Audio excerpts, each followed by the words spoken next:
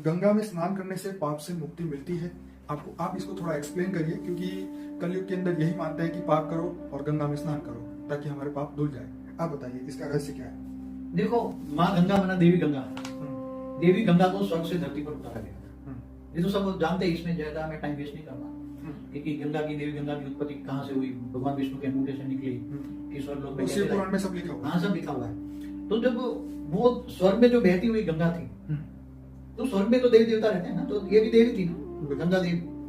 तो इनको कपिल मुनि ने श्रापित जो किया था, वो जला के भस्म कर दिया था सागर के 60,000 पुत्रों को।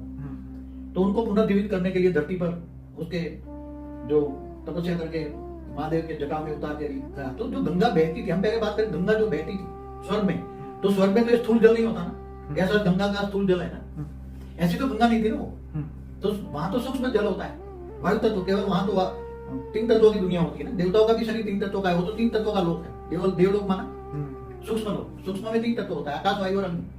तो वायु तत्व में भी जल होता है ना, जैसे आप पानी को उबालते हो तो भाप बन जाती है ना, तो ऐसी भाप की वो तरह, मतलब वायु तत्व में वो देवी गंगा वहां बह रही थी ना।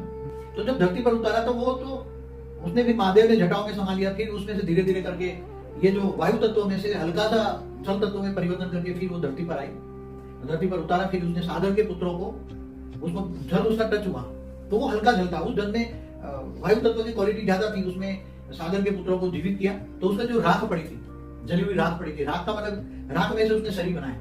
तो वो जो मरी हुई आत्मा, तो जो जल के मरी हुई आत्मा थी, वो तो प्रेत योनि में भटक रही थी, प्रेत योनि में भटक के हाहाकार मचा रही थी, दुखी हो रही थी। तो फिर उसको ये स्थूल शरीर बनाया। जो जल से क्या बना, डीएनए से उसका जो जलाक का जो राख है ना, राख का तो हम उसको डीएनए कहेंगे आज की साइंस की भाषा में। तो एक डीएनए से वो जल तत्व टच होने से, वो जल, वो स्वर्ग का जल, गंगा देवी का जल, गंगा माँ का जल का स्पर्श होने से उसका शरीर बन गया।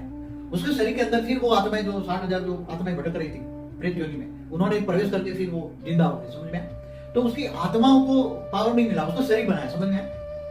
शरीर, उसको शरीर बनाया। उसका क्या बना, आज साइंस वाले एक डीएनए से तुम्हारा वो अवयव बनाते ना, अंग बनाते, एक बाल में से पूरा क्लोन बनाने की। हाँ, क्लोन बनाने की बात। बेटे का क्लोन तो उसने बनाया ना, पूरे एक बाल में से पूरा क्लोन बनाते हैं ना, पूरा मनुष्य जैसा एक बाल ले तो इसके बाल से पूरा क्लोन बना सकते, वो मनुष्य बना सकते हैं। वो तो उसका प्रूफ बेटे का, तो क्या बोलते, शिप। हाँ, शिप का तो बनाया था उसने। हाँ, शिप तो पैदा ही किया था उसने काफी साल पहले। तो ये एक गंगा जल, मगर वो गंगा आज बहुत पुरानी हिस्ट्री हो गई, और वो गंगा धीरे धीरे स्थूल तत्वों में, स्थूल जल में परिवर्तन हो गई, और धीरे धीरे वो जल में वो शक्ति नहीं रही जो आज मानते हैं। हमने तो बोला कि ये अभी जो हमारे ब्रह्मांड की, जो ब्रह्मा विष्णु शिव शंकर की जो ब्रह्मांड की जो हिस्ट्री, ज्योग्राफी में जो लिखा हुआ है, वो सब हिस्ट्री हो गई।